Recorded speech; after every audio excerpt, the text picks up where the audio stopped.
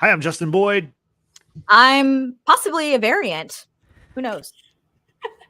I'm just plain old Amber. And we are the Watchers in the Basement. Welcome to the Watchers in the Basement.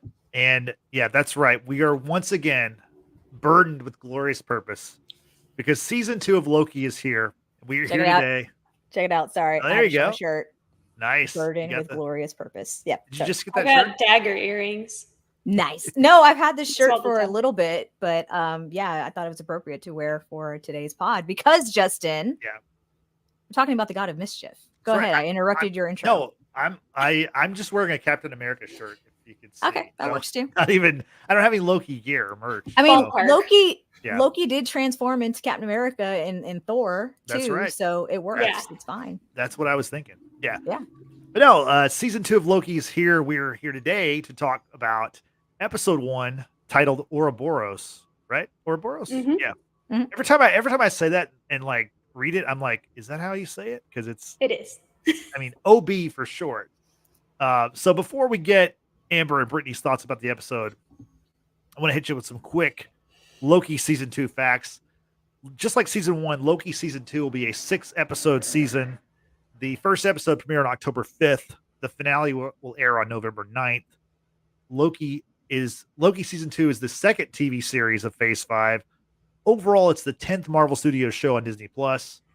The cast of, well, I mean, I guess it's kind of deceiving because it's, I guess, the 9th, but it's got a season 2. So, you know what I'm saying? Sure. We'll go with that. The cast includes, of course, Tom Hiddleston, Sophia Martino, Gugu Mbatha-Raw, that's a tough one to say, Wunmi Mosaku, Eugene Cordero, Tara Strong, Neil Ellis, Jonathan Majors, Owen Wilson, Raphael Casal, Kate Dickie, Liz Carr, Kiwi Quan. Sorry, Kiwi Quan. I should know that one. But anyway, these are tough names. Okay. So now that I've got through that part seamlessly, Amber, what are your thoughts of the first episode of Loki season 2? I really liked it. I feel like it got me back in the hype for it. And I like Ouroboros mainly because like its connection to, I guess, beginning and ends. And I think like, because like the actual like symbolic meaning of the Ouroboros. And I have some like stuff factoids there, but I'm really excited because it kind of, for me, made me think that, because Ouroboros is like the snail, is the snake biting its own tail, right? Okay. The circle. It represents like beginning and ends, and like how this, like the end of something is always the beginning of itself. And when you're playing with a plot that heavily involves time, I think it was kind of perfect and about time that they included it. So the fact that we have a character named Ouroboros is really cool.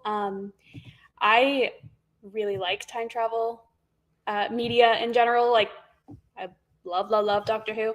So having like what was it? Retroactive causation with Loki basically giving OB his nickname after having just learned it. Oh, right. Retroactive like causation was really, really cool in time travel, and it's used a lot in time travel shows and movies. So just getting to see the fun and the play with other than just the multiverse, because the multiverse is very cool on its own, but seeing all of the different like play on time, I'm excited and I liked it. That's good to hear. Brittany, what say you about the first episode? Listen, to kind of piggyback on what Amber was saying about time, I'm thrilled that we have her on this show, Justin, just because she does understand the whole kind of concept about time and time lords and things like that, because she has such a wealth of knowledge when it comes down to Doctor Who. So I think for us as, just casual watchers of shows of such as Loki, right, and trying to understand like the science and the practicality of it all, it's kind of hard to pick up, but like I think having Amber here, she's going to be able to kind of break it down and put it into layman's terms for us and be able to help us, stay on track. But with the premiere, I actually felt that I kind of understood what was happening, right? Because we're in the multiverse, because we first started watching Loki having caused a branch in time, right? He's a variant, he learns about other variants and what have you. It's a lot to consume and a lot to understand. However, I felt with this season 2 premiere, we're picking up exactly where we left off with season 1, or the end of season 1, and we're seeing a lot happen. We're getting a lot of information at the same time. I will say it's better on a rewatch. Me personally, that's just how I feel. I think I picked it up a lot faster and a lot more coherently after rewatching. So to those out there who are watching Loki for the very first time, or this premiere for the very first time, I suggest going back in time. No, I'm just kidding. Rewatch it. That way you have a better understanding of what's happening and what's going on, because it's I think it's definitely easier to pick up the second go round. I'm content with what we've received thus far. I love the addition of OB. I'm not gonna say the actor's name because I'm just gonna butcher it. Of course, I still see him as Data from the Goonies, the little boy who just was inventing everything, and he's saying booby traps and booty traps and not booby traps. That was hilarious to me as a child growing up. I love the addition of him. I definitely think having him in the show, he's not just going to be a small character. And with the name of Ouroboros or OB, that's a pretty big name to like live up to, just like Amber explained about the symbolism of Ouroboros, the snake that is eating its own tail, and it's representing beginning and end. He's got a big part to play in this season. That's for sure. Yeah, no doubt about that. And Kiwi Quan, he obviously famously was in Indiana Jones. He was also recently, he won an Academy Award for his role in Everything Everywhere All at Once. So coming off that, you're right. I think he has a big role in this show. And I wonder, and maybe it's too early to talk about this, but do y'all think that maybe he might be a villain? Because we do learn about his character that he wrote the TVA guidebook. He's a TVA agent who works in the repairs and advancement department. He's worked by himself. He hasn't seen a person in about 400 years, and Mobius was the last person he saw. We learned that, but of course, neither one of them remember it all that well. He remembers part of it, and then Mobius remembers other parts of it. Do we think that obviously, Kang, Jonathan Majors, will be in this show?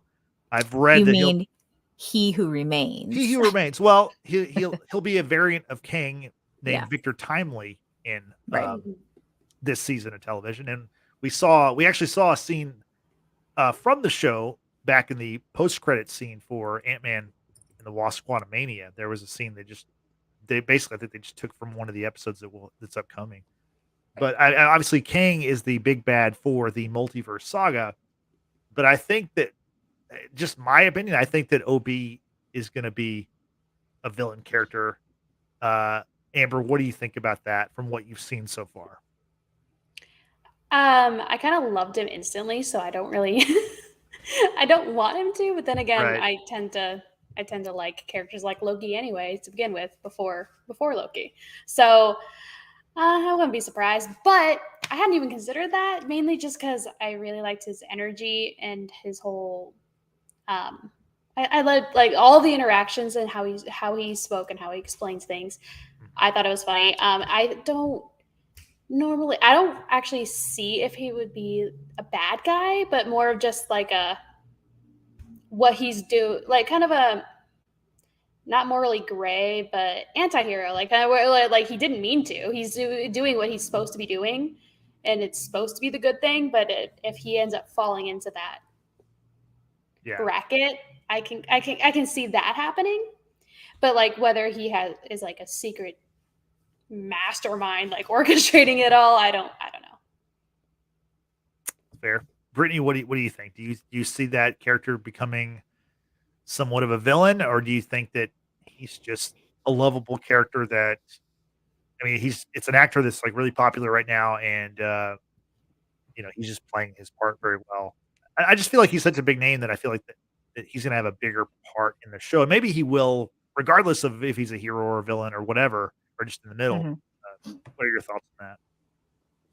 It's a possibility. I'm not going to say it here now that he for sure will be a villain, however major or minor it could be.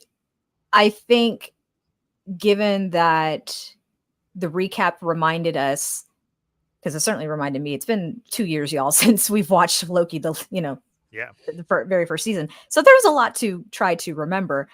But with the recap, they reminded us that Loki tells everyone that works in the TVA, you were pulled from a timeline. We're all variants. Right. You had a life. You may have had a family. You may have had, all these things, but you were plucked out of time to be here in the TVA.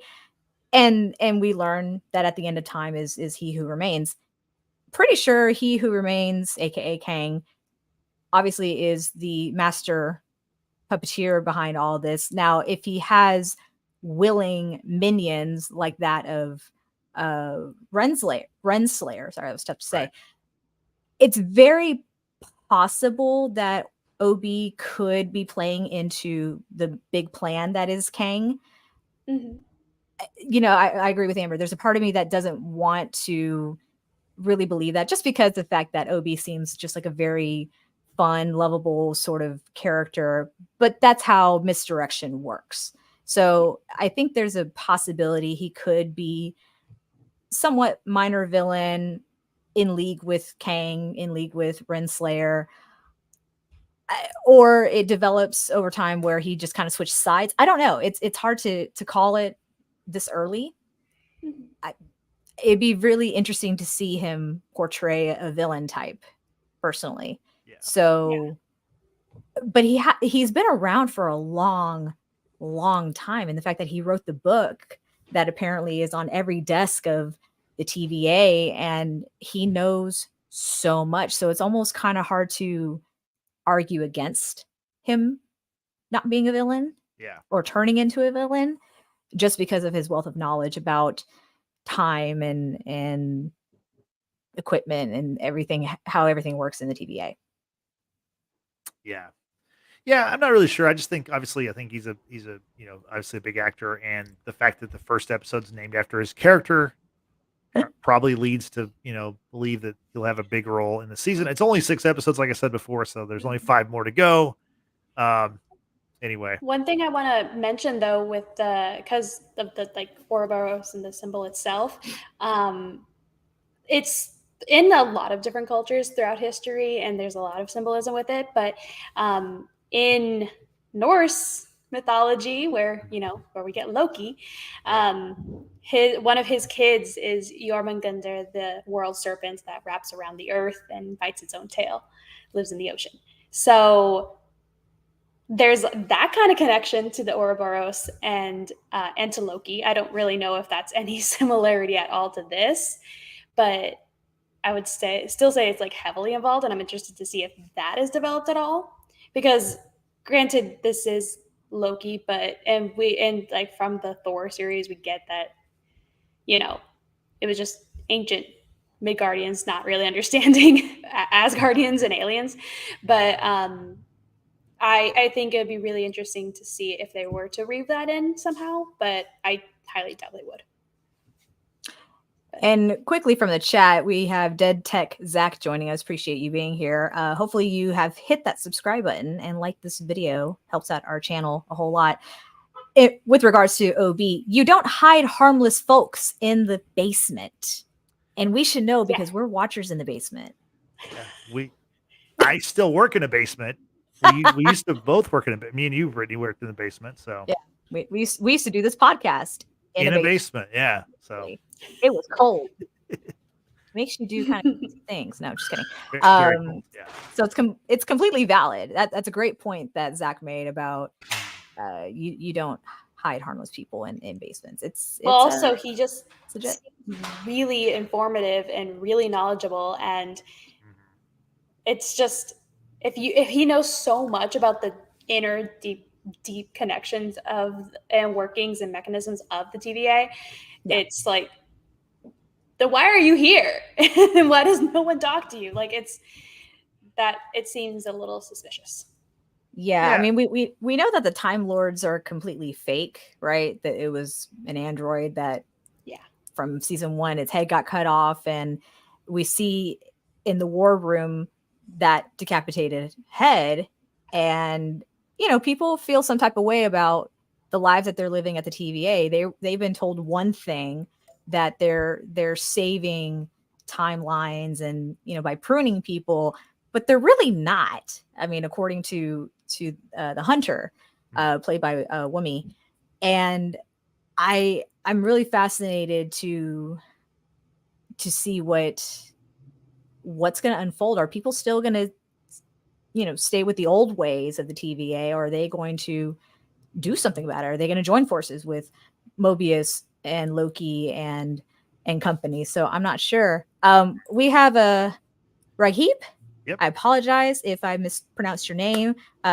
Joined us yesterday in our Ahsoka pod. Back again. Where do you think this series will take MCU in the future? It's a really great question. Yeah, I can answer that. I think that the TVA is going to be featured in Deadpool 3. There's been a lot of talk about. I mean, there's been a lot of interaction. There was a lot of interaction before the actor strike with the TVA Twitter account or X account, whatever you want to call it now, and Ryan Reynolds. There's there's a lot of rumor that the and Miss Minutes too. Yeah, that's what I mean. Miss Minutes. Yeah. So I that's what I meant. Miss Minutes is a Twitter account, and Deadpool. So I think that we'll see the TVA Deadpool 3. And then ultimately, this series is going to further Kang as the big bad. And of course, Avengers Kang Dynasty is coming. I don't know exactly when now. Maybe 2027, 2026. I'm not sure because of the strikes and just everything that's happened in the last couple of years. But obviously, the movie's called Kang Dynasty. It's going to be all about Kang. And, Phase 5 kicked off with Ant-Man and the Wasp: Quantumania. Kang was, the big bad in that. And so that's where this is going to lead to, I believe. Probably, maybe directly to where TVA will be featured in Deadpool 3, which Deadpool 3 is supposed to come out next May. We'll see about that. And then who knows when Avengers Kang Dynasty comes out. But that's the road we're headed down. For sure. Yes. And another comment from Zach. Obi might have been able to pretty easily build giant animatronics. That's an excellent point. Yeah. That's a great point. Yep. That's what I'm saying. I think it's hard to argue. It's hard to argue if I don't know. It's too early to tell. He had involvement, whether it was positive or negative. Who knows at this point? But. And he might have been given a reason. Hey, I need you to build this because we need to motivate people. We need them to believe in gods or something. Okay, he's got that personality of like, I'm not going to ask questions. I'm just going to do as I'm told. And maybe he is innocent in this whole thing. Maybe not. Again, misdirection. I'm just excited. And for sure. Also it kind of brings into the thought, because of the Ouroboros beginning and end and things, that whether Loki and Sylvie and everyone is actually off script from what the man at the end of He Who Remains. Right. If it's like, or if this is exactly what he wants to make everything happen. So it's kind of like, how far are they still on script or are they off script? And we don't really know. Well, if you take it back to the end of season 1 of Loki, this is basically Kang. He Who Remains warned them. If you kill me, then you're going to bring forth an army of variants. And when Sylvie did that, whenever she did kill He Who Remains, she basically created she broke the timeline and created the multiverse. So pretty important for the multiverse saga to have the beginning of the multiverse with Loki season 1. So, and since then we've had the the Doctor Strange movie, Multiverse of Madness. So we've had some multiverse stuff, and it's all the MC does a good job of threading It's all that needle woven through. together. Yeah, it's all loom. woven together. Yeah. So. Like a loom. Wow. Sorry, did it, I couldn't avoid it. She did it. Yeah, we have a comment about. It looks like it looks like it's literally called a loom because that's what it does. It weaves it all together. So yeah, it's legit. It's legit. Yeah, we have another comment from Rahib. I do wish we get to see his, meaning Loki, reunion with Thor this season. I don't think that'll ever happen, though. No, I think that'll be in one of the Avengers movies, either Kang Dynasty or Secret Wars. I think we'll see. Good point. I think it will happen, not in the show. Yeah, not in the show. Yeah, because they did say we do want to see the sun rise on us again and everything. Like I feel like Loki's plot and Thor's would be incomplete if they specifically Loki more than Thor, but I feel like Loki, it would be incomplete if they didn't. That hit it right on the head. You're alive again? No. At this point, I don't think he'd even be surprised. I think he'd just be like, okay, what's the plan now? Like, you just kind of roll with it after the 4th time? He'll just be like, you again? Right. All right. Another. Yeah, I mean, and also there possibly could be a Thor 5. So in the case of that, Loki might make sense to make a reunion in that movie too. So there's options out there. I don't think we've seen the last of Tom Hiddleston and Chris Hemsworth together. I think we'll see that again at some point. So yeah. Circling back to Obi real quick, sure. it just a thought that popped in my head. Just it's never ending. It's never ending. Infinity. This is infinite. Yeah. This is a song that will never end, guys. Could Obi be a variant of He Who Remains? That's a good question. I didn't think about that. We're all variants of He Who Remains. I'm just saying, like, it just seems, I don't know. I'm reaching, but that would be a very interesting interaction of, or an interesting reveal of the person they went to get help from is also their enemy. You know what I'm saying? Like it would be kind of a great twist on everything. I don't know. That I will say here and now. I'll say that as if you heard it first on the Watchers in the Basement, y'all. Obi is a variant of He Who Remains. Boom. Mm-hmm. Yeah, and Zach points out in the chat about obviously Jonathan Majors right now is still embroiled in this harassment and assault case with a former girlfriend, so we don't know exactly how that's going to play out. Obviously, if he did something bad, then I think all this stuff is going to go away and he'll be replaced. But listen, and I want to just real quick, I just wanted to comment on that because for those who have been longtime followers of the Watchers, y'all should know how I feel about how everything played out with Johnny Depp and Amber Heard and how Warner Brothers fired Johnny Depp just based on accusations. I'm not excusing Jonathan Majors' actions. If he did or did not, wasn't there, don't know. Mm-hmm. People also lie, but then, people also do bad things. What I can appreciate, however, is how Marvel and Disney have not fired him just yet. I think they're waiting for his day in court. They're waiting for the final, this he's guilty of this, and then they'll make a decision. Because I think with Warner Brothers, they jumped the gun.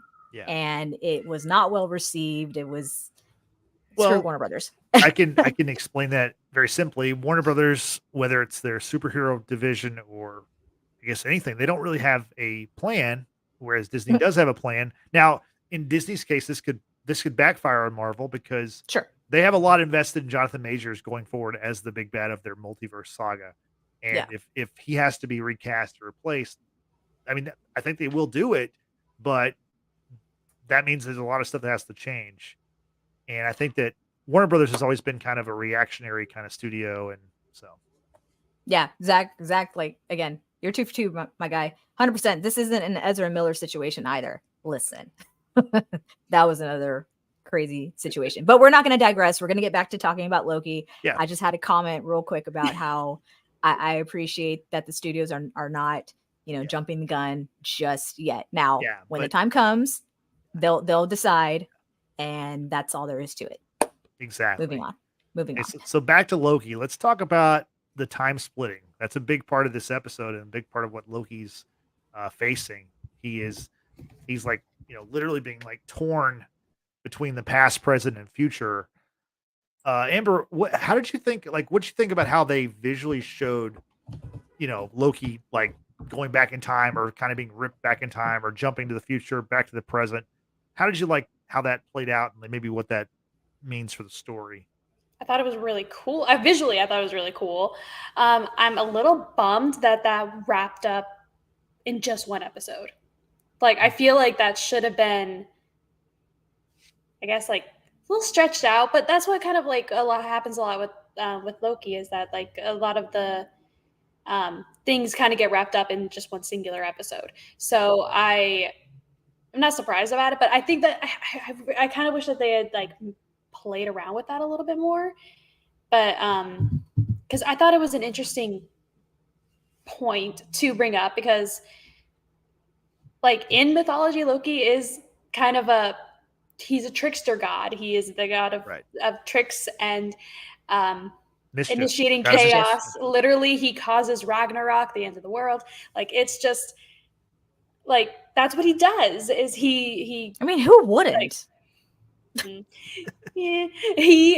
but that's what he does. He changes things. He's a god of change and shifts and just tricks and changing itself. And so I don't think I think it was really, really good character wise for them to initiate all of that change from Loki being involved with the TVA to help track down his other variants and stuff. Like, I think just even from the get-go, the premise of it was really interesting, and showing that he's technically being scattered throughout time is really, really cool. But again, I'm just a little sad that I feel like it was already resolved. Or was it? I mean, I'd be happy with a Loki just phasing into a room every couple seconds. I'd be fine with that. I mean, if Tom Hiddleston, yeah, of course, duh. Yeah. Hello, just saying. No, I think it was interesting to see the whole concept of time splitting, because Loki has no idea how it's happening and like why it's happening, when it's going to happen, and where he'll end up. Obviously, when we see him in the opening of this premiere, he's running from Mobius, who doesn't know him in this time period because he's in the past. Right. Is what we've discovered. And the big tell is because of that big orange orb thing that falls from the ceiling and, breaks the floor that is of the TVA sort of symbol. And then Loki time splits to that same room and encounters the same person, which was Casey, who didn't know him in the past, but knows him in the present, obviously. And Loki notices that same broken floor. He's like, wait, how long has that been there? And Casey's like, it's been there as long as I remember.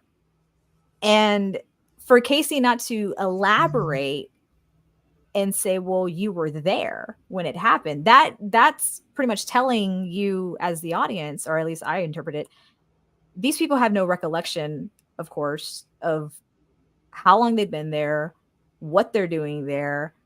And it's curious as to how often their minds are being wiped. Also, want to know, are they using like the Men in Black little pin thing that, it click? That's what I imagine. Memory. That's what I picture. Right? That'd be cool. But it's interesting.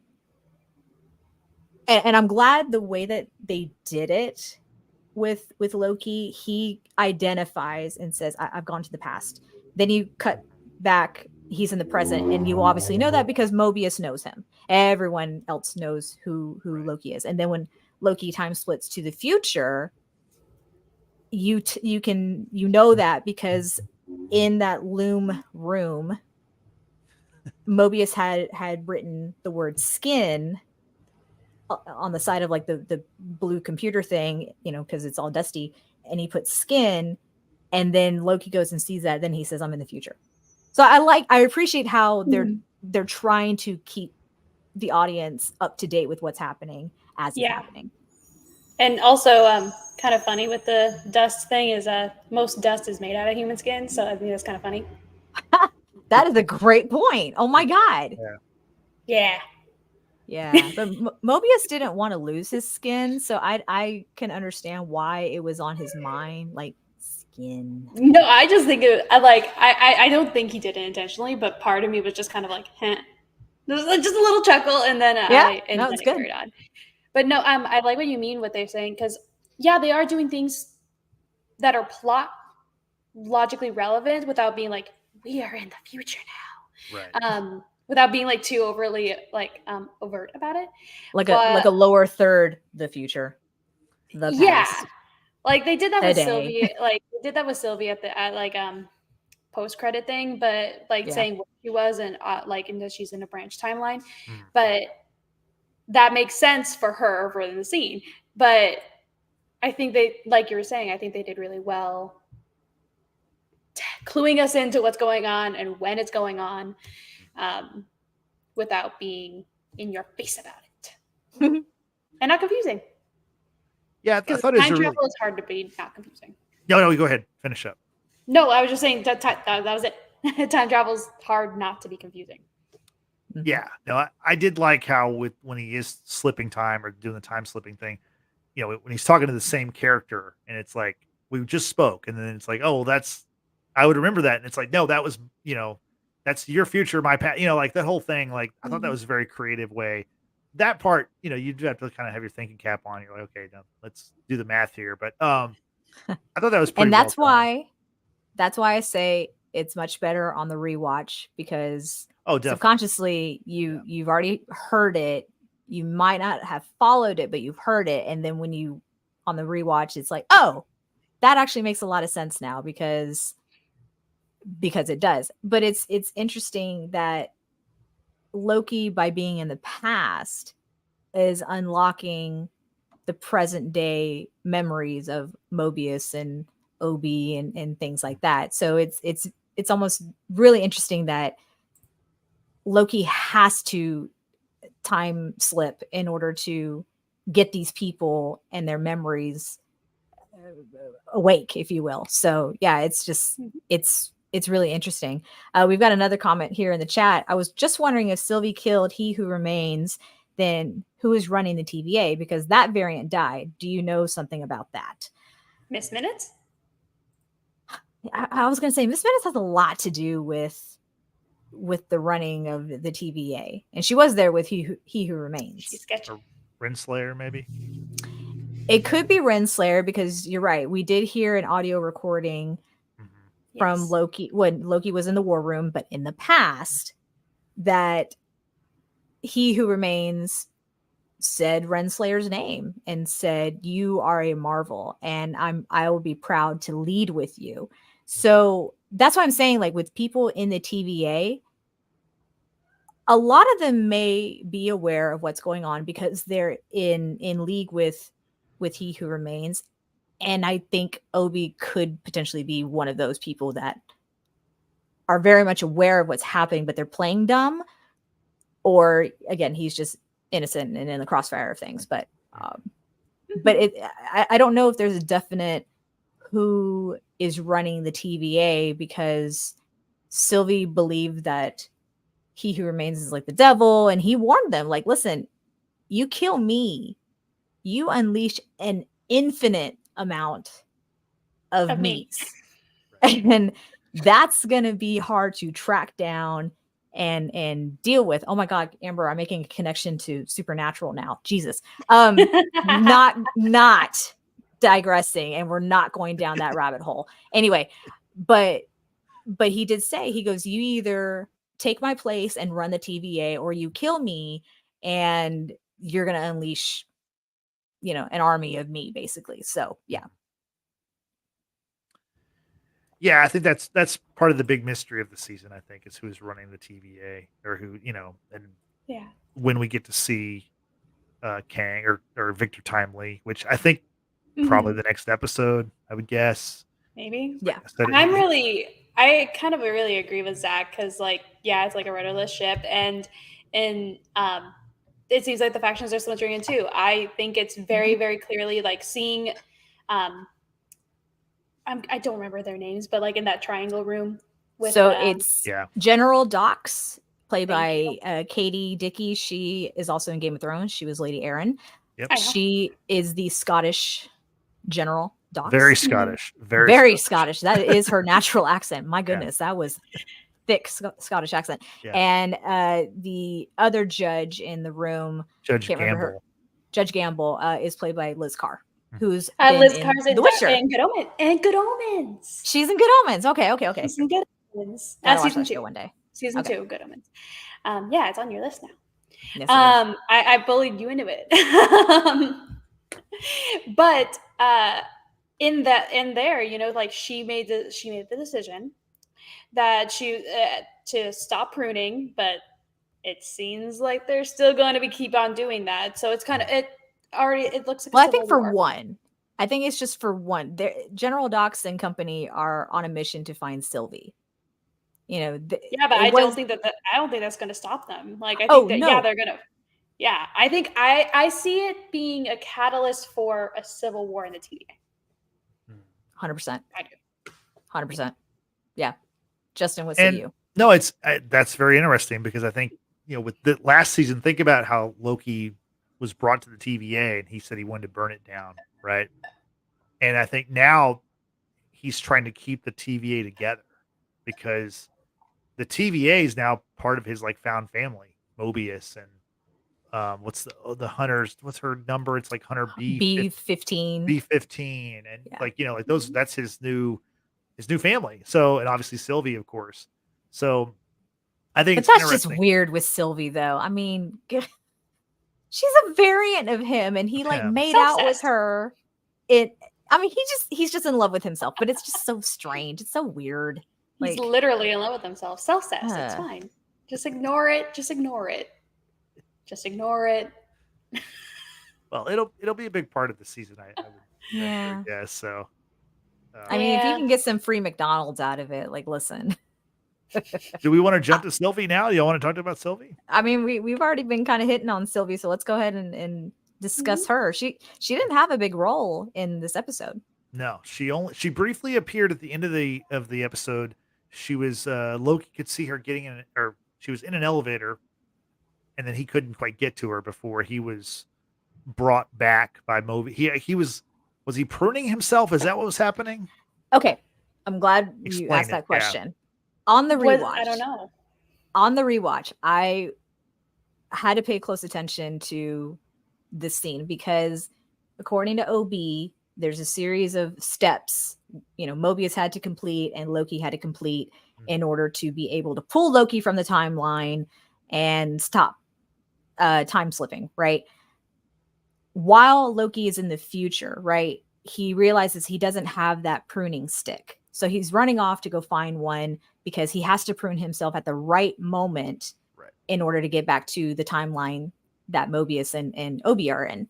So it doesn't appear he finds a pruning stick, because he gets distracted by the phone ringing, the elevator door opening. It's Sylvie. She's like, there you are. So that makes you wonder, okay, what were they doing? Why are they at the TVA, and what are they doing?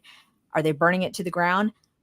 But it looked like Loki got pruned from the back, because all you saw when you see his chest kind of splitting or dissolving, you saw the little ring of the pruning stick, but you didn't see who it was.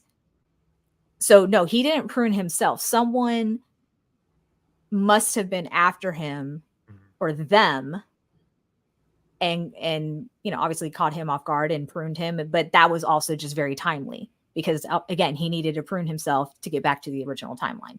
Zach, you beat me to it. That's exactly what I was going to say. I'm so mad. I didn't think about that. Future think Loki pruned Loki.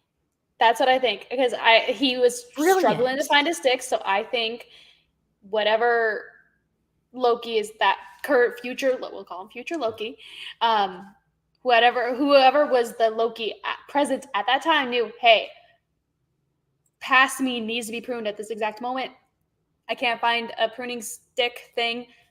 I'm going to go find myself and I'm going to fix that. So Zach, you beat me to it. Damn, that is genius. Yes. Wave. Yeah, Well, definitely. I've Genius. got a question that maybe Zach can answer. Hopefully one of us can answer it though. During the part where we see, Loki sees Sylvie in the elevator, there's a phone ringing. Who is making the phone call? I don't know the answer to that. I don't even really have a guess. Could be future Loki again, being like, I need to distract myself. I mean, target. Could it be Kang or He Who Remains? Could it be him trying to locate them, or is it Obi? Is it Mobius? Like I don't know. Yeah. Also, Loki, like you had a very short amount of time after that little clock thing went green, because if you didn't prune yourself within that time limit, like you were going to be lost to time. Why are you walking so slow? Yeah. That really bothered me. Didn't it almost seem like he was like in a dream or like in a haze or something? It looked different. Deja than the rest vu. of Or maybe he accepted defeat. Like, okay, I don't have the stick. Like, this is what it's gonna be. Wow. But no, I agree with Zach. You little genius. You're in my brain. I think it's like, just like I said, Loki needs to mobilize himself. He knows he's a fast guy, and he knows that it would just mess everything up if he sees himself. And also, that's kind of a big thing with time travel, and you're not supposed to see yourself, because it just messes a whole bunch of things. But it's a way to distract himself and stop himself. I don't know why necessarily, like you were saying, Brittany, that I don't really know why he was so distracted by the phone ringing enough to just stop, and because it doesn't seem like Loki to give up. Because if Loki's one thing, he's relentless. Yeah, and so it seems kind of weird. Sure. I don't really see him just being like, I don't have the stick. I can't do it. I don't see him doing that. But I don't know. I think it was orchestrated too, so he could prove himself. I think it was orchestrated. Great possibility. It's hard to know for sure. And I'm going to go back into the chat here. Raheem had another question. After Sylvie killed He Who Remains, the timeline reset itself, right? So what happened to all the Infinity Stones, which were in Loki season 1? I mean, you mean the ones that were in the drawer? They're in the drawer. They're like on the desk. They have like no yeah. meaning whatsoever. Yeah, I don't know. I think they're just insignificant. I think that's a really good question, but I think that's one of those things. It's like, hey, we solved the Infinity, like literally the Infinity Saga already happened, and we took care of that. And we're not gonna retread on those waters. But no, it's a good question. But it is. I mean, at a certain point, it's like you kind of have to move on. In to the my next brain, thing, so. But I'm gonna try. Let me try. Don't know if it makes sense, but I'm gonna try. So okay, we're gonna pretend timeline, sacred timeline. Yeah. Infinity Stones and Infinity War. Okay, well, sorry, my thing's backwards. Let's go this way. So Infinity War was here. Back here is where it happened. Back here is where it ended. It's back here. Yep. This is kind of where everything is starting to branch off and go crazy or whatever. And if they reset it, what if it reset it here instead of at the beginning of time? No, that makes perfect sense. Yeah. This is why I'm so glad you joined this pod to talk about Loki, because you have a better understanding about how time and events in time, branches, etc. work. So that made I don't think a I'm lot right, of sense. but no, but like, if it reset, I think it would reset to within that loop. Time loop. I don't think it's going to. So that's why it might just be a cop out way, but I think that's how they would orchestrate it to not worry about the Infinity Stones. Huh. Zach coming in with this zinger. I thought time travel was all just spaghetti.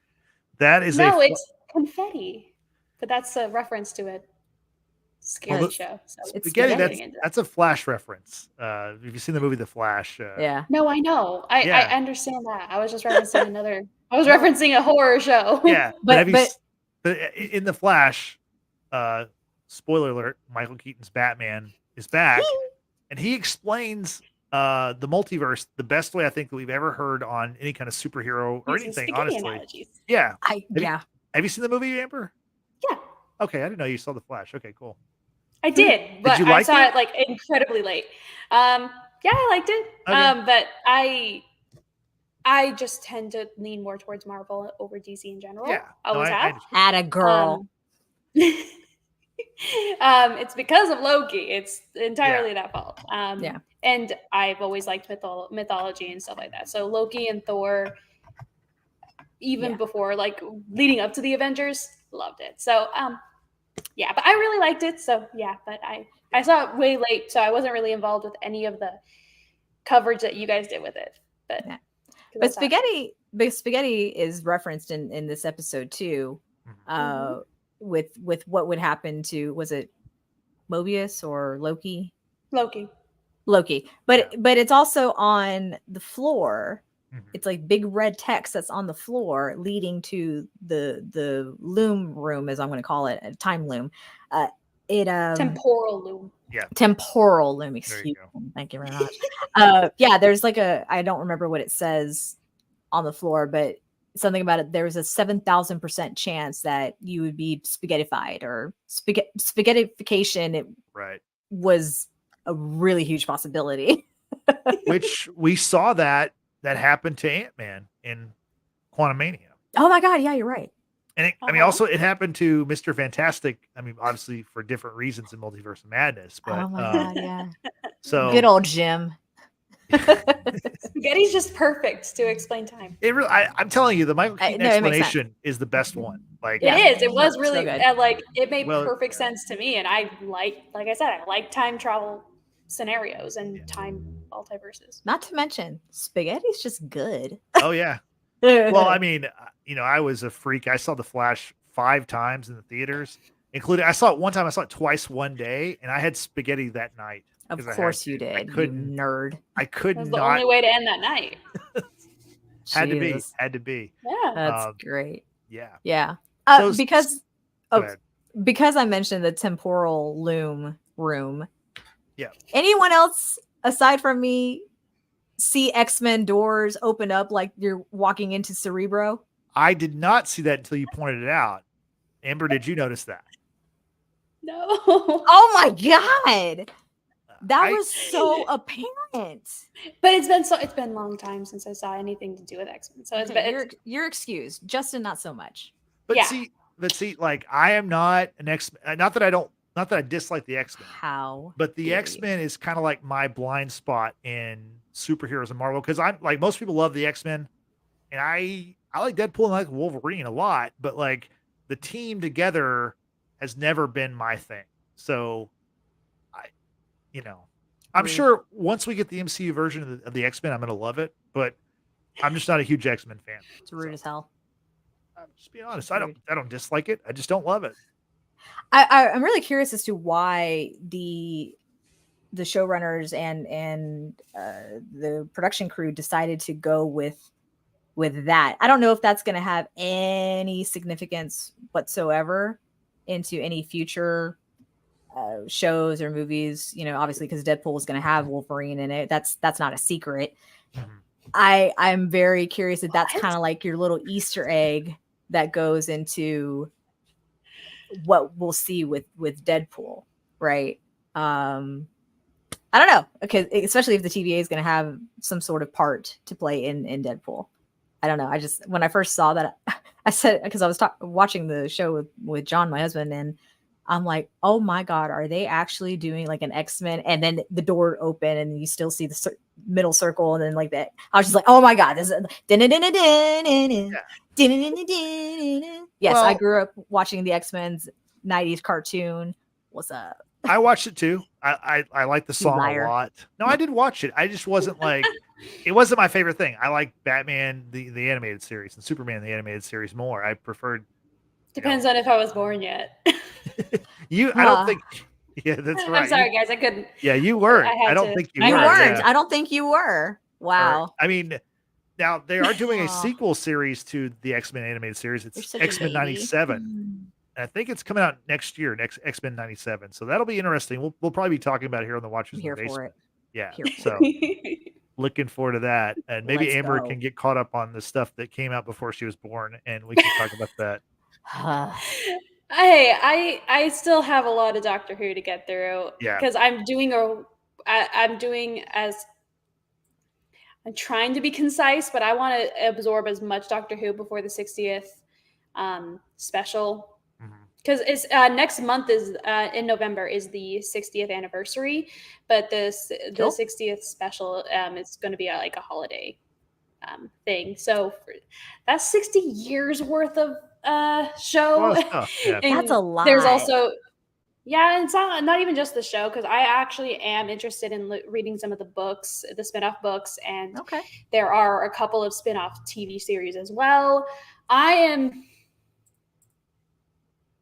My time is taken up by a It different time travel thing. Yeah. So Yeah. We got you. This is very true. yeah. So Also, Dean Winchester. Yes, me and Brittany are. She is a little bit more than halfway through season 3 of Supernatural. yeah, We're getting she's there. told me about it. Yeah. She's ahead of getting where I stopped. I stopped after season 2. So Oh God, Zach, look at you. Just wait until we get to 60 years of the MCU. yeah, we're only at year, what are we, year 11? We're year 13, I guess, right? We're year 13. Yeah. No, wait, year 15. 21, Yeah, 22, 20 23. 2008. 14. Yeah, almost 15. Well, 15, I guess. Yeah. So we're trying to figure out math. So Yeah. check out this transition. So from Doctor Who to Dr. Pepper, because when I go to McDonald's, I always want to get me a Dr. Pepper. And speaking of McDonald's, let's talk Cheers. about Sylvie. As we said, we saw her in the elevator briefly, but now let's fast forward to the mid-credit scene where Sylvie she's entered a branch timeline, which Amber mentioned before. It literally says on the screen, branch timeline. She's in Bronxton, Oklahoma in 1982. That's actually 2 years after I was born, just so people can know the age difference of people on the show. That was 7 years before I was born. Okay, well, I was 2 years old. I was probably at that McDonald's. In Oklahoma, I believe it. Probably not. But probably at a McDonald's somewhere. Anyway, so Probably. she visits a McDonald's restaurant. Did you get the new nuggies? Did you get the cheeky nuggies? I don't remember eating the nugs as a kid. I don't know. Okay. Like I definitely like as a little kid, but Yeah. I Listen, was Happy early at Meal. the Nuggets as a kid. Listen, I would want 1982 McDonald's prices now. Oh, yeah, Okay. Like, can we course. do that? Can we make that happen in this timeline? Please. Your girl needs cheaper food. So I like how Sylvie's at this McDonald's and she walks up to the counter and she's like, "How do I do this?" She's trying to order food, and he's like, "Well, what would you like?" And she's like, "No possum, no squirrel, no rat. I don't want it to have a face. I'd like for it to be dead." And then Well, didn't she like raise herself in apocalyptic worlds? right, Pretty much. Yeah. I would be. And like Zach said, Broxton is a Marvel reference to other Marvel media. yeah, yeah, is. it wasn't It's, like it had something to do with Ragnarok and like people of Asgard like relocated to They Broxton. hovered over it. Yeah. Yes. Yeah. But I mean, yeah, she grew up in a like apocalyptic timelines. I would be like very, very particular about what I ate too, because probably the only things in the timelines that she kept hopping between was dog, possum, or things with a face. Yeah. So unfortunately, if she's going to go up to a counter not knowing where or when she is, I don't think it's unreasonable for her to say that. No, I no, don't- I thought it was, it was kind of a comedic moment, and then I like Yeah. how, the he says, "Oh, you should try. We have a quarter pounder cheese and a Big Mac. We have our new chicken McNuggets and all this stuff." And then she's like Filet looking of around fish. filet of fish. She's looking around the restaurant. She sees people that are, couples and kids and stuff. And she says, I want to try everything. And of course, she doesn't just mean the food, she means life. I thought that was a very nice kind of sweet moment to end the episode. Brittany, what did you think about that? The way Sylvie, her little mid-credit scene here. When she said, I want to try everything, I'm like, okay, Hannibal Lecter. Like, my God. Like, I know you're at McDonald's, but I'm going to need you to chill. No, I'm just kidding. Did Hannibal Lecter like fast food? I don't understand the reference. Like he likes different people. Well, she didn't mean eating people. She was it's like Cannibal Sylvie. She's still the same Sylvie. You don't know. Do you know her personally? Do you know? Brittany, do you think Disney Plus is going to have a cannibal on their show? On their If Marvel they make show? it family friendly, they probably would. Okay. And let's be honest, families die together all the time. Look at Bambi and Bambi's mother. I don't think eating people is family friendly. But go ahead, Amber, look at all. Let's be honest, all Loki variants are a little bit feral. It's just a little bit. It's not surprising. Yeah, a little bit. Anyway, in all seriousness, with her scene, for one, because Sophia Di Martino. Sophia. Yeah, Sophia. Sophia Di Martino is the second top billed actor in the show, and it's like, well, we didn't see her at all, and it totally made sense to see her in a mid credit, because the last thing we did see her was kill He Who Remains and kick Loki through a time door, and that was pretty much it, right? So to see where she wound up in a branched timeline in Oklahoma, of all places, no disrespect to anyone listening or watching that are from Oklahoma, but it just seems so random. But obviously it has a Marvel reference. I get it. Cool, fine. McDonald's, great cross promotion, of course. You're talking about one of the biggest fast food chains in the world. And all I thought to myself was, she wants to try everything on the menu. How are you going to pay for it, my girl? And spoilers, probably. She wasn't going to pay for it. What are you talking about? Well, I mean, there's of course clips of her in the trailer, other social media promotions for McDonald's that Sylvie's behind the counter, so she's working at McDonald's, right? So either because she couldn't pay, and it's that whole you can't pay, you wash dishes, or she's like, hey, I need a job so I can keep eating and trying everything. But you know what I think it is? I think she is because she's never maybe experienced a McDonald's. I think she's gonna think it's the most magical place on earth and she wants to stay there. And I'm kind of kidding, but kind of not. So because McDonald's in the 80s was pretty magical, honestly. I mean, now, Amber, please tell me your thoughts of McDonald's in the 80s. Yes, tell us about your variance experience in the 80s. Hey. I like time travel shows. I'm not a time traveler. Again, misdirection. Amber born yesterday. Thankfully, she's able to talk and be on the podcast. So yes, just born 12 minutes ago, or however. I was born 10 minutes before we started the pod. Okay. Oh man, that's amazing. That employee meal. Listen, we are bearing the lead. We should just talk about you instead of the TV show, because that would be incredible. I know, right? Look at that. Hey, there's a reason I'm wearing green. I'm a variant. You just blend What in. did I say? What did I say? Yeah. Hey, Brittany, we had a question that we missed from.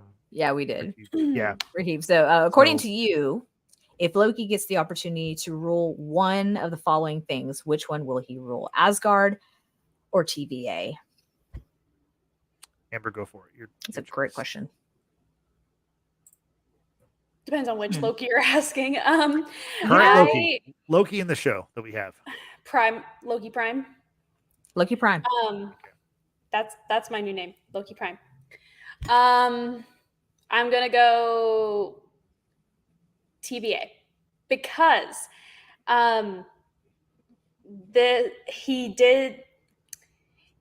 this Loki hasn't experienced the same as Ragnarok Loki. because he was taken out before, like when he was captured by the Avengers, like that's when he branched, right? I would say he did find out what had happened. Like he found out that Frigga died. He found out that well, he found out what happened to him. Yeah, he found out what happened to him, and so like that was just after like Asgard was destroyed. And I think at this point, the Loki Prime, I think he's very much just like seeing that getting disillusioned with Asgard, because the whole point and reason why he wanted to be king of Asgard was because, like what Zach is saying, you know, both like he was raised his entire life told that him and Thor were both supposed to be kings, and then it all went to Thor, and regardless of if that panned out or not, obviously it didn't, but he got a little bit disenchanted with Asgard, because like I think he's more valuing the fact that TVA has so much control and power and ability spanning more than just a golden city in the clouds. Yeah, I totally agree with everything Amber has said. I really feel like, I think even regardless if Loki didn't know about the outcome of Asgard or who is running it at this point here on Earth, I feel because he's been more involved with the TVA as of late, that either he can correct the things that have been done, right? He could help Mobius or help Sylvia. I don't know who would necessarily be in charge of the whole organization, but I feel like he would have a better chance at quote unquote ruling or heading up TVA as opposed to Asgard. Asgard is, as we know, Asgard is a people. It doesn't matter where you are, you know, they're a community, but they have their king. They have Valkyrie. So I don't think necessarily Loki would want to challenge Valkyrie, because Valkyrie is definitely a force to be reckoned with. But I think at this point, Loki understands that his time, like his actual timeline, is over. Yeah. And he is better off staying with the TVA. Yeah. I totally agree. I think it's definitely TVA. And I think kind of like along the lines of what you were saying, Brittany, I don't think he wants to rule, because this is a changed Loki. He saw what happened in season 1, what happened to the other version of Loki, the one that died in Endgame, or the one that died in Infinity War. And I think that changed him, obviously. So great question though. Very good question. Yeah. And follow up from Ricky, that is exactly what I was thinking. Then I saw season 1 last episode, and if he wanted to rule TVA, he should have taken it when He Who Remains was offering it. And I'm glad you brought that up, Ricky, because there is a scene when Loki is in the war room. He's just revealed to everyone in the war room, present day, Prime Loki's timeline, right, that it's Kang, or He Who Remains, who's behind all this, right? This is being orchestrated by him. He walks out with Mobius, and he's telling Mobius about what happened at the end of time when they met He Who Remains. And he's saying Loki just needed a moment to think. He just needed that moment to think before he acted on either the offer from He Who Remains or to do something else. But Sylvie acted so quickly, he couldn't stop her. And that's like, he's harboring on that. So yeah. I don't know. I don't know what he would have done at that moment, because I think he was conflicted with whatever he felt towards Sylvie and what she wanted to do. And then what Kang was, I say Kang, but He Who Remains was offering. That's why I'm reiterating what he was saying about he just needed a moment to think. Yeah. And he didn't get that opportunity, and everything that transpired. So, Zach says, I mean, it could be a Willy Wonka situation by default. He got the job. You lose. Good day, sir. I just think it was interesting to show that, because he was kind of panicking. when he was talking to Mobius, like about how he just needed a moment to think. He was almost like hyperventilating. He was freaked out just I think because he felt guilty. Yeah, he felt guilty because he wanted a moment to think because of the consequences. Because if Loki Prime is anything, he has a high survival instinct. He is cunning. He is a planner. That's kind of what he does. And he always tries to look for his best way of survival. And he was kind of that he wanted to take at that moment in that time to take stock and see what is the best way that I can get what I want out of this situation. He didn't have time to do that. And now it's literally out of his hands because Sylvie acted before he could. And he was panicked and very Slytherin of him behavior. But that's, I just think it was really interesting. But yeah, like Zad said, he's going to have to get some kind of control eventually, and being the catalyst for it, for all of this change in the TVA, because I think it's just going to lead to him having some kind of foothold in the end of it. Tom Hiddleston's so good, like just the acting. Like he also looks good. Well, yeah, that's boy does he. So yesterday, Brittany and I, on our previous episode, we talked about Ahsoka, and when you talk about the acting level of the Ahsoka show compared to Loki, it's literally night and day. It's apples and oranges. Totally. Off the charts different. Yeah. This show makes you feel stuff, even when like there's action, but there's not a ton of action. But it's so good. You feel like, man, like we're in good hands with this show. Better than like Secret Invasion, the previous Marvel show, and obviously other Disney Plus shows. Like this really feels like a high quality show. It looks really good to me. And now a lot of that's because I think they're kind of in practical kind of places for the most part, and that's also better for watching. I like the script writing. Like there were the conversations between Mobius, Loki, and OB. I was chuckling. It was funny.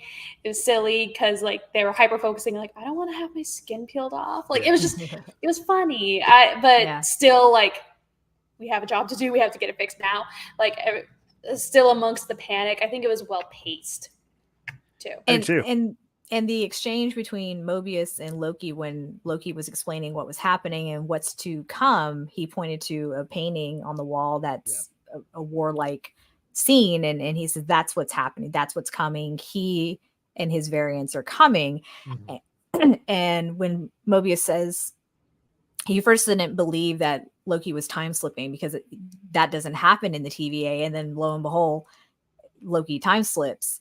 And it's funny because you see just the animation of how he's slipping, and it looks quite jarring, quite painful, right?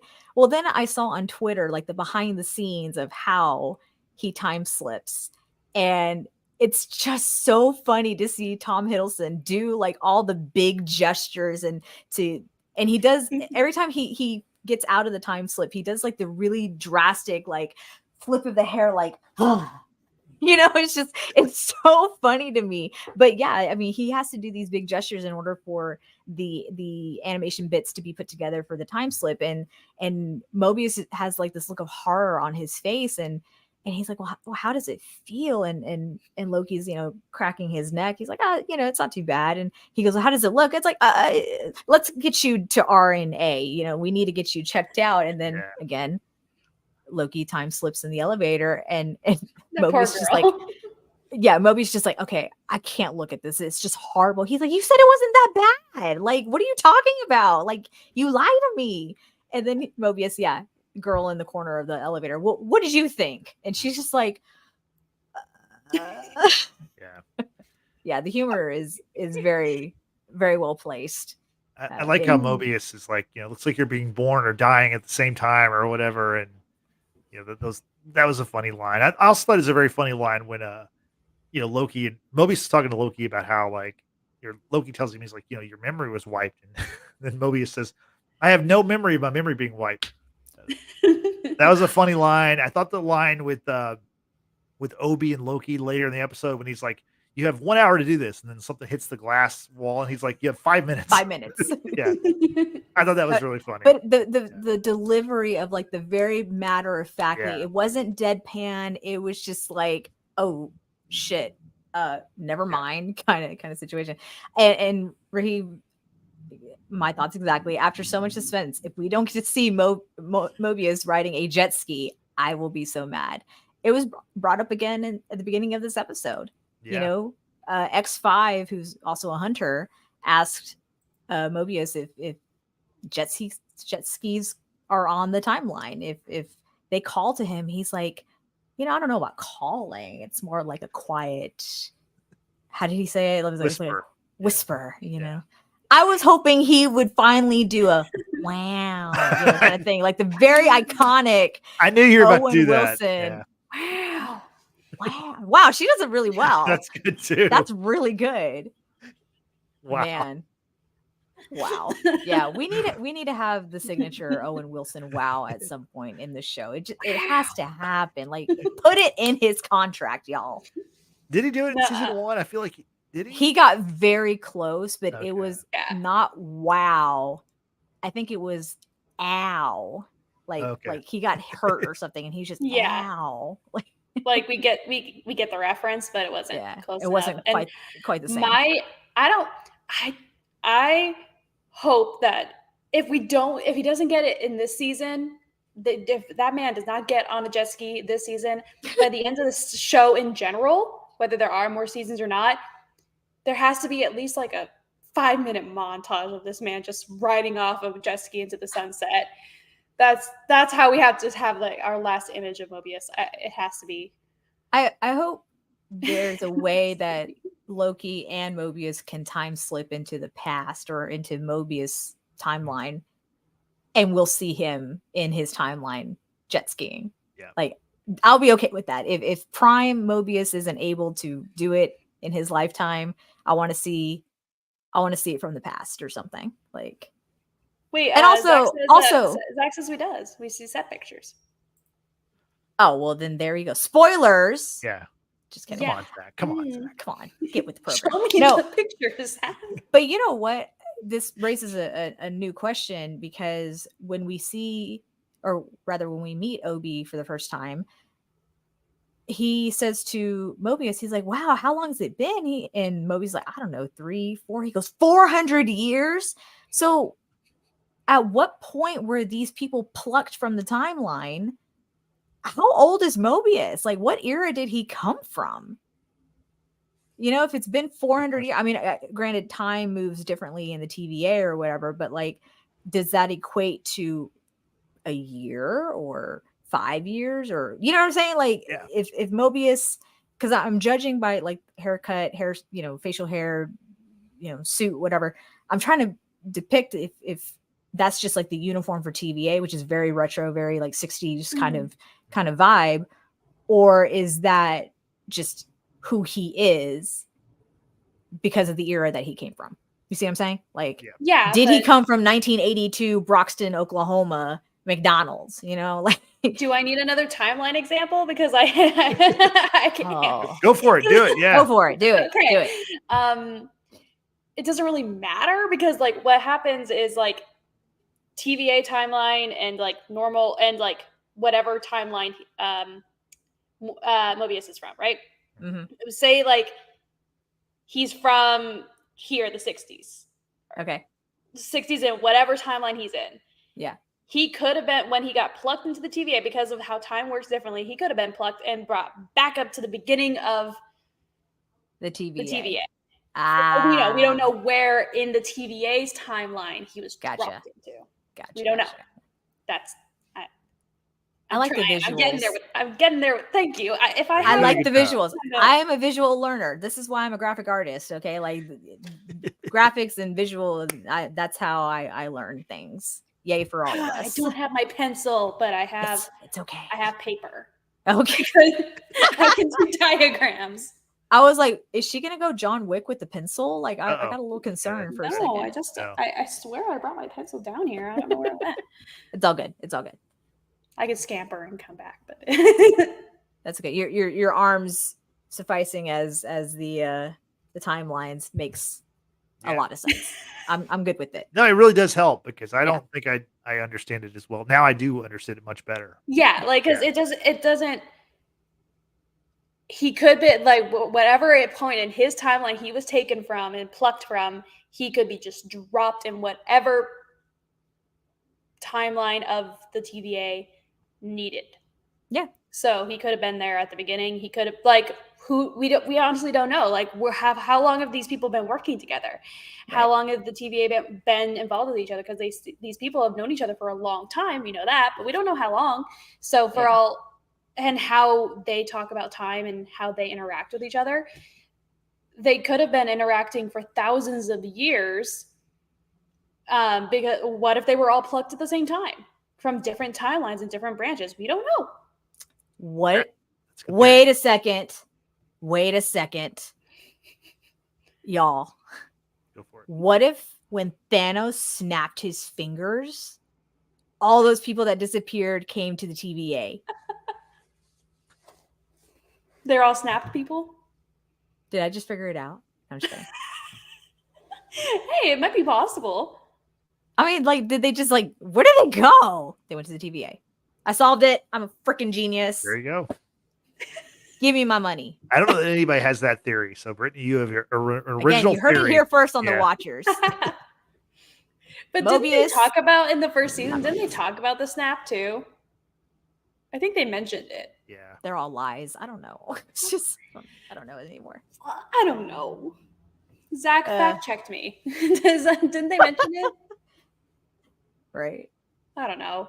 Anyway. Well, is there anything else that we didn't touch on that y'all want to mention before we get out of here? I think we've pretty much hit everything that was pretty major in this episode. Obviously, Mobius was successful in bringing Loki back into their timeline, and the first thing that Loki says is we need to find Sylvie because that's just who he's kind of obsessed with, and it obviously looks right. Yeah. Well, he saw her in the future, so I mean, is it the same Prime Sylvie or is it a variant of Sylvie?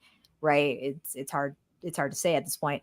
We know that General Dox seems to be marching to her own beat and has assembled multiple hunters to go through a time door. Where they're going, don't know, but it all appears, quote, to be for Sylvie. But that other hunter is, I can't think of his name, but he's not buying it, right? So it ends on that note with the camera being on Hunter B-15.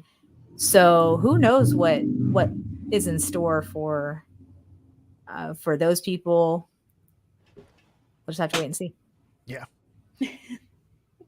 So we have one more question here in the chat from Rahib. Do you think that there's chance about a crossover between Star Wars and Marvel? Because we saw timelines and time branches in Loki, and we saw a world between worlds. Could something happen? I'm going to go out on a limb and say no. Those are two huge franchises that I don't think they'll cross over. Now, when you talk about like Deadpool and the TVA, I mean, they're all part of the same umbrella. They're all part of Marvel, right? Yeah, they all had like the same core media. Right. It just so happened that prior to Disney acquiring Deadpool, that Deadpool was of a different production company and whatnot, much similar to that, like X-Men from 2000 and Spider-Man. Well, Sony still owns the rights to Spider-Man, but he's on loan to us. But like in Captain America: Civil War, which is Spider-Man's entry to the MCU, he makes the comment about Empire Strikes Back. That's true. That really old movie. So yeah, even in the MCU world, Star Wars is a formative entertainment, much like it is in our world. Yeah. Now, as far as how entertaining it is to me, there's varying degrees of that. The world depends on Justin and his interest about this crossover. Saying, like, if you watched our Ahsoka review, you know that I'm not a big Star Wars guy right now. But yeah, when I was a kid, I loved the movies. So yeah. Zach sent me the photo of the jet ski. I don't know if we're gonna be you guys can see it, but today. Okay, we kind of make it out. Yeah, kind of see it. Yeah. Yeah. It There we looks like go. it, but also misdirection. Yeah. We know that to be a thing, especially when it came down to Game of Thrones and other big popular shows. Well, So it does look like Owen Wilson, and it does. no, Look no, no. like- I'm saying they'll do that, but they'll get the actors to like pose as if, oh, this is like a big spoiler behind the scenes kind of thing, and then it actually never happens. Like, I don't know. We'll see. Or like, what if we don't even get to see it? What if it's just like a photo of him on a jet ski from his core timeline? Yeah.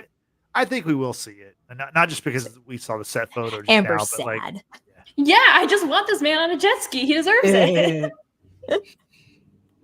Zach says, I'm good with Wolverine fighting an alien or predator, not a Sith. yeah. Yeah, like the Infinity War trailer with Hulk. Yeah, and see, there you go, prime example. So Yeah. Anyway, but yeah, overall, Yep. for the premiere of Loki season 2, I don't think it's terrible.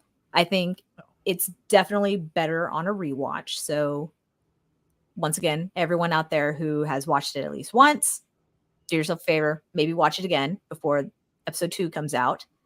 And it might take an episode or two to actually like really kick off the season. But I don't think we're going to be disappointed with what we get from the show. Yeah. I really liked it because, like I kind of said in the beginning, I think it did really well kicking off coming up with the same energy without seeming too rushed. It was really good with pacing. I liked the again, as someone who likes like time travel media, it's not easily understandable for a lot of people without those captions. And so it's like the fact that we have such a nice cohesive way to know what's happening and when and where or whatever, I feel like it's a little bit more accessible than some, like that. It was towing the line of that a lot of other time travel media. Some time travel shows are in books and movies and things are too confusing to follow, and it pulls people out of it. People who are not interested in it, like me, will get very quickly distracted and confused and just not like it as a whole. But I think that this show did really well at making it accessible to people who don't know as much about time mechanics as I do. Like I thought it was accessible in a very neat way, and I like that. For sure. No, I really enjoyed it. I think that Loki season 1, right up there with WandaVision, that was the best of the MCU on Disney Plus so far. And For sure. I feel like season 2 is just gonna take that, that baton and keep running with it. So we have 5 more episodes to go. I'm looking forward to seeing how it all plays out and how it leads into. I mean, the Marvels movie is the next thing, but I don't think that's the next thing. I don't think it's going to lead directly to the Marvels. But no, Tom Hiddleston's wife though is in the Marvels. Did y'all know that? She is. Yeah, I knew She's about the main that. villain, so that's pretty interesting. She was also in BBC's Sherlock. Okay. She was one of the Scotland Yard officers. Okay. Yep. So, yeah, that was kind of cool. Good stuff. Okay. Yeah, good stuff. Yeah.